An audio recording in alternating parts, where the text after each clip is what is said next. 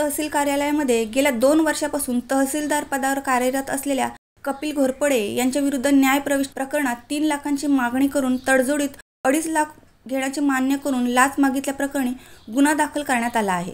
जमिनीच्या तफावतीबाबत दावा तक्रारदार यांना अखत्यारपत्र दिलेल्या इसमाने दाखल केला होता।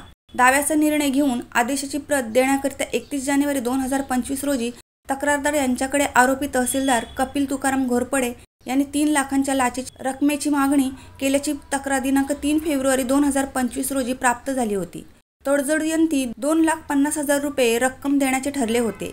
या तक्रारीनुसार लाच मागितल्याची खात्री लाचलुचपत प्रतिबंधक विभागाने करीत 5 फेब्रुवारी 2025 रोजी व 18 फेब्रुवारी 2025 रोजी आरोपी लोकसेवक तहसीलदार कपिल घोरपडे यांच्या विरुद्ध सापळा लावण्यात आला होता।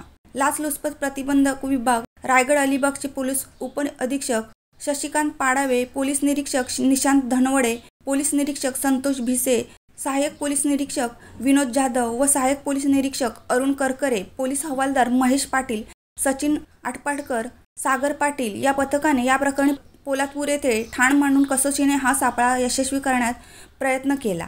परंतु पोलाद तहसीलदार कपिल घोरपडे यांना संशय आल्याने त्यांनी लाचेची रक्कम स्वीकारली नाही। परंतु लाच मागितल्याचे निष्पन्न झाल्याने आरोपी लोकसेवक पोलादपूर तहसीलदार कपिल घोरपडे यांच्या विरुद्ध पोलादपूर पोलीस ठाण्यामध्ये भ्रष्टाचार प्रतिबंधक अधिनियम 1888 चे कलम 7 प्रमाणे लाच मागणीचा गुन्हा दाखल करण्यात आला आहे।